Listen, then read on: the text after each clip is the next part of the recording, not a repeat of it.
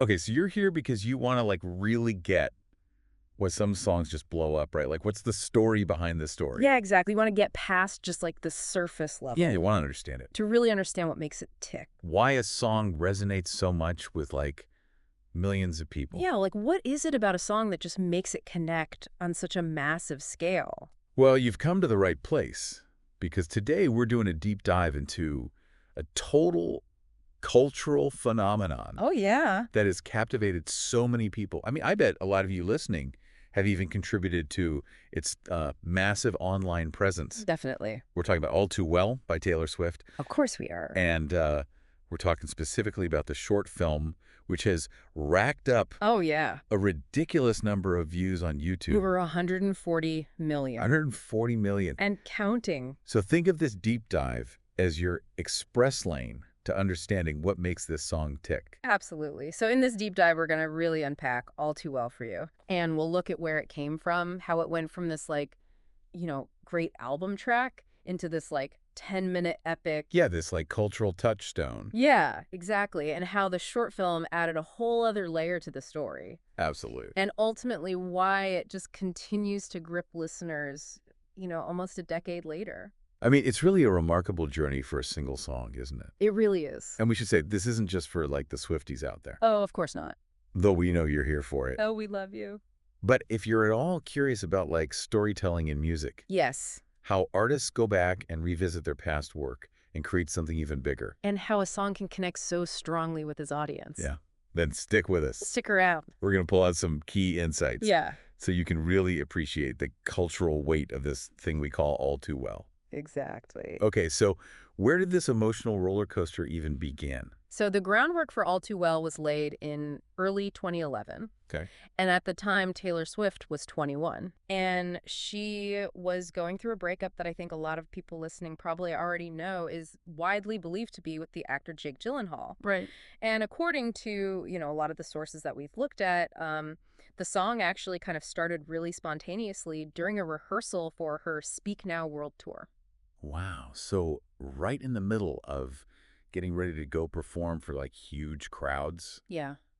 this really personal outpouring comes out. Exactly. And so as she was experimenting with like a simple 4-chord guitar riff, Uh-huh. lyrics just started pouring out of her, almost like this like stream of consciousness kind of emotional release. Wow. And her band joined in, and this raw, unfiltered version of the song started to take shape. It's fascinating to think that like something that becomes this global hit can sometimes come out of like a really intimate moment like that. Absolutely. It's like you said, a very personal outpouring. And the song just needed to come out. Yeah. And then later, Taylor collaborated with Liz Rose, who she had worked with on her earlier country albums. No. And Rose has mentioned in interviews that the original version of All Too Well was insanely long, like somewhere between 10 and 15 minutes. Wow. So it was this real deep dive into like, all of those feelings. A real deep dive indeed. Yeah, exactly. And within those really early moments of the song, some of the most enduring images start to emerge, and most notably, like that detail about a scarf. Oh, the scarf. That was left at an ex's sister's house. Oh my God, the scarf. I mean, the scarf is a whole other conversation. We'll get into that. Oh, we'll get there. But that's fascinating. But that's where it starts. yeah. Those little seeds are planted. We'll circle back to that definitely because the scarf has really taken on a life of its own. It has. But first, let's talk about the version of the song that most of us encountered first. Okay. And that was the one that appeared on the Red album back in 2012. Right. And that was a lot more concise, wasn't it? Yeah, it clocked in at 5 minutes and 28 seconds. Okay, 5 minutes and 28 seconds. Yeah, produced by Taylor and Nathan Chapman. Right. And it had this really interesting blend of country rock, soft rock, and even a little bit of folk rock. It was like this slow burn power ballad that kind of gradually reveals its core, right? Exactly. I mean, as a listener, like lines like, I walked through the door with you, the air was cold. Yeah. It just puts you in this immediate atmosphere. Oh, absolutely. And it's so specific, too. That's so specific. And then you get to these lines that just like cut to the quick, like, you call me up again just to break me like a promise. Oh, yeah, that's brutal. Yeah, you really feel that frustration of a Yeah. relationship that's just falling apart. Yeah, And what's interesting is even though it wasn't released as a single, right. it quickly became a fan favorite. Yeah, So that tells you something about the power of like raw emotion and storytelling, right? totally. Connecting with an audience even without like the push of mainstream radio. So it really proves that sometimes those deeper album cuts Yeah. can be just as powerful, Oh, excellent. if not more so, Yes, sometimes even more so. than the big singles. Yeah. Yeah. And I mean, the critics, they recognize the power of this song, too. it? Rolling Stone, for example, ranked it number 69 Wow. on their list of the 500 greatest songs of all time That's huge. back in 2021. Yeah. And, they highlighted its incredible narrative as part of the reason why. And deservedly so. And while its initial presence on YouTube wasn't like as massive as some of the more like, pop-oriented hits from Red, Right. it definitely started to build a dedicated following Oh, yeah. among people who just connected with its vulnerability. Absolutely. So we had this original version, which is already so special to so many people. Yes. But then there were like these whispers Uh-huh. about this longer version. Oh, yes. And it became this almost mythical thing, Almost legendary. like this forbidden fruit for fans. Yeah, it was this holy grail of Taylor Swift fandom for sure. And Taylor even fueled these rumors herself, Oh, she did. didn't she? She did. Because she mentioned in interviews back in 2012 that the original draft was too long and expansive for the album as it was. Yeah. And like you can imagine like fans latching on to those little hints. All those little hints just send the fan base into overdrive. Oh, yeah, totally. And then in 2019, Mm-hmm. when she released Lover, the album booklet, had some early lyrics from All Too Well in it. Oh, my God. Just like adding fuel to the fire. Yeah. Like everyone was speculating what this longer version might contain. Right. And all of this was happening as she was making the decision to re-record her earlier albums. Right. So when she announced Red, Taylor's version, Uh-huh.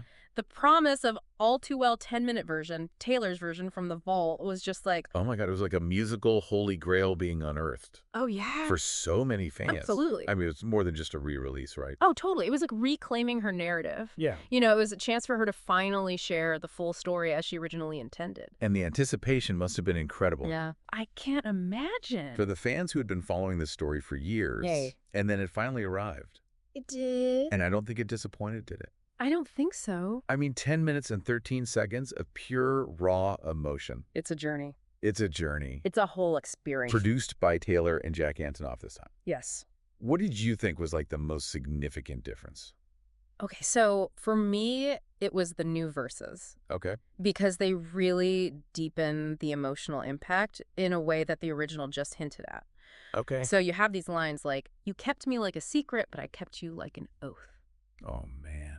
And that speaks volumes about the imbalance of power in the relationship Yeah. and the narrator's unwavering commitment. Right. And then there's this line, I'll get older, but your lovers stay my edge, which of course is this direct reference to the rumored age gap. Right, between her and Jake Gyllenhaal. Exactly. And I think that for the listener, it adds this really powerful layer of reflection and almost like this sense of injustice that wasn't as explicit in the original. It's a more mature perspective looking back. It is. A little bit angrier. Yeah, a little more world-weary. Yeah, I mean, and that line in particular really resonated with a lot of people. Oh, absolutely. I mean, it's so specific, but also so relatable Totally. in terms of how we look back on past relationships, with hindsight, Yeah, through the lens of time. with time and experience. Yeah.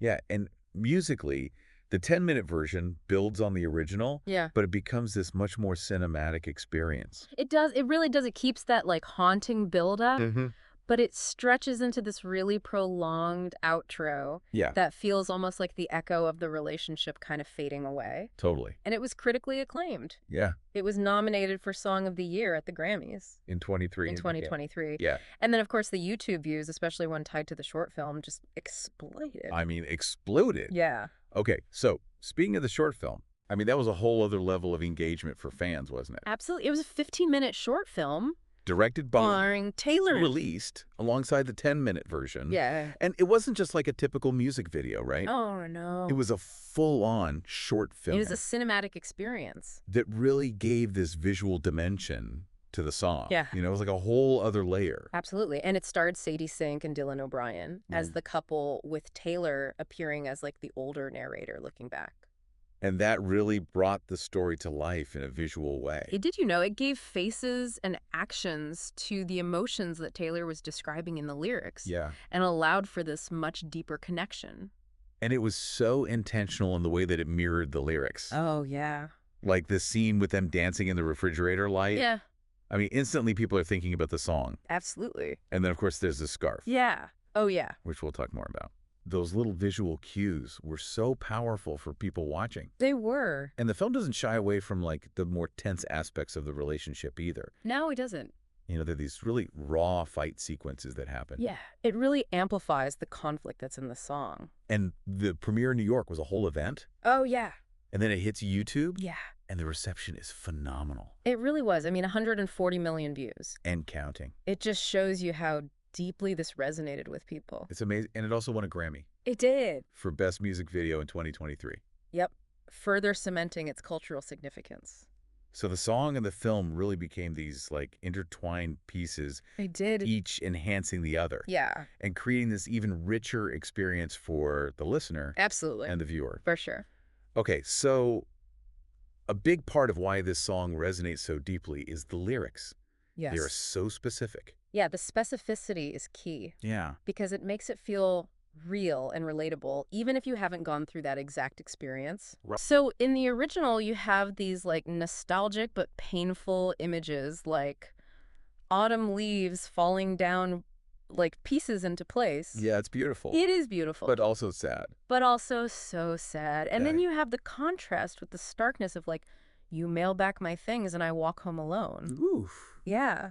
Yeah, it's brutal. Yeah. But it creates these really vivid mental pictures for the listener. So simple, yet so evocative Totally. for anyone who's experienced heartbreak. Absolutely. And then the 10-minute version layers on even more of those sharp details. It does. Like the 21st birthday no-show. Yeah, that one really stings. Oh, yeah. And then you have that image of, like, the actress seeing the narrator crying in the bathroom. Uh-huh. And then the commentary on the power imbalance in the relationship. He said if we'd been closer in age, maybe it would have been fine. Oh, man. That line is so cutting. It really adds this layer of complexity to the hurt. And it really resonates with a lot of people. And then, of course, we have to talk about the scarf. Mm-hmm.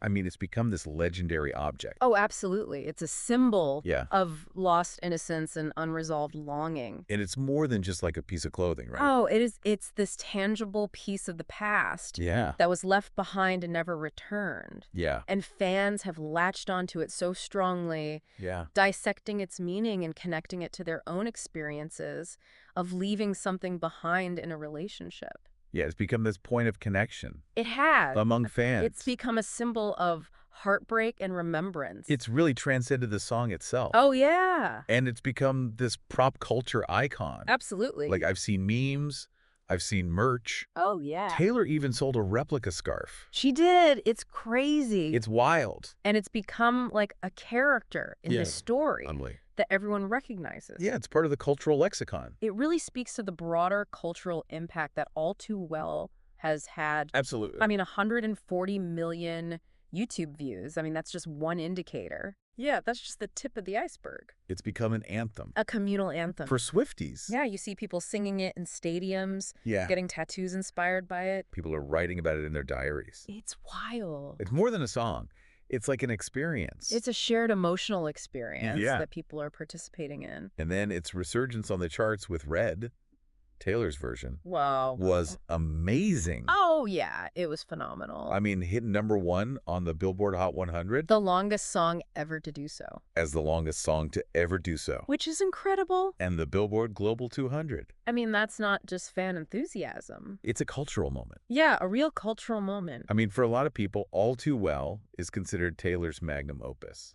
Yeah, I think that's fair to say. Like, this is the peak of her storytelling abilities. Yeah.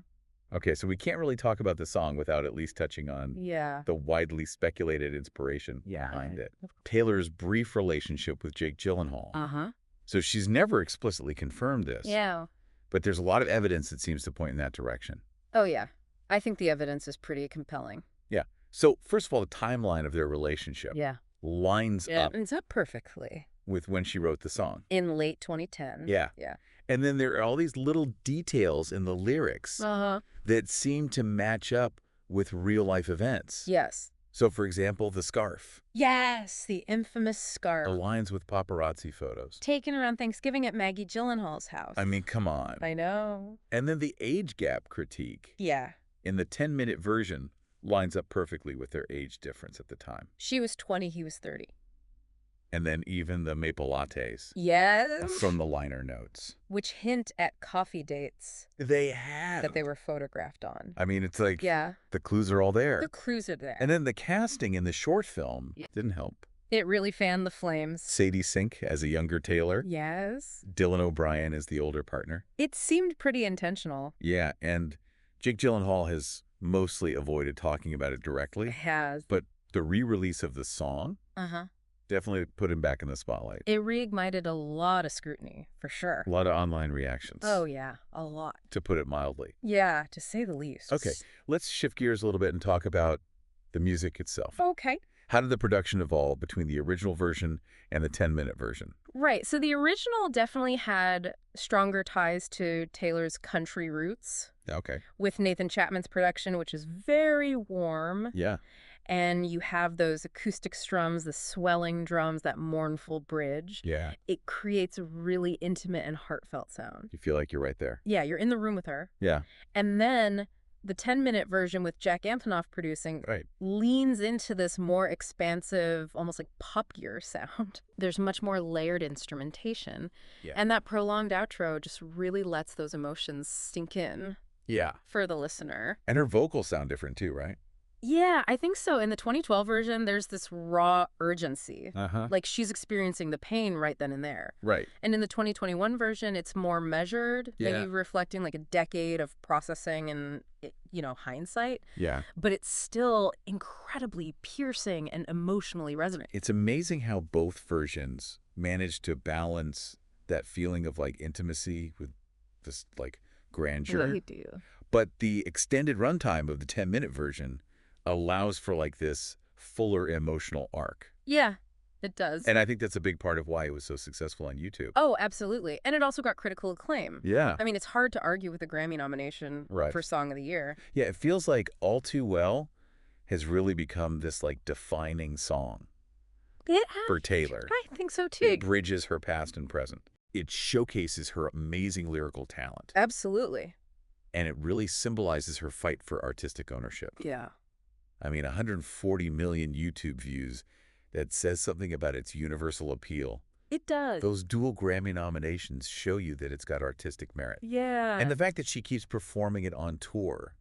Yeah. Like on the Red Tour and the Eras Tour. Even debuting the 10-minute version acoustically in 2021. Oh, wow. To a crowd that was just losing their minds. Yeah, it shows how important this song is. It does. Both to her and her fans. Absolutely. And remember her statement at the premiere of the short film? Oh, yeah. She said, this song is 100% about us and for you. I mean... That just sums it up. Yeah. Like that connection. It's a shared experience. That she has with her fans. It's a heartbreak epic that people have found a piece of themselves in. Yeah, it's amazing. It is. Okay, so let's recap. Okay. This song started as this raw emotional outpouring during a rehearsal. Right. Evolved into this 5-minute track on Redfin. Yeah. And then was like resurrected in its full 10-minute glory. With a powerful short film. With a powerful short film that has gotten 140 million views on YouTube. And counting?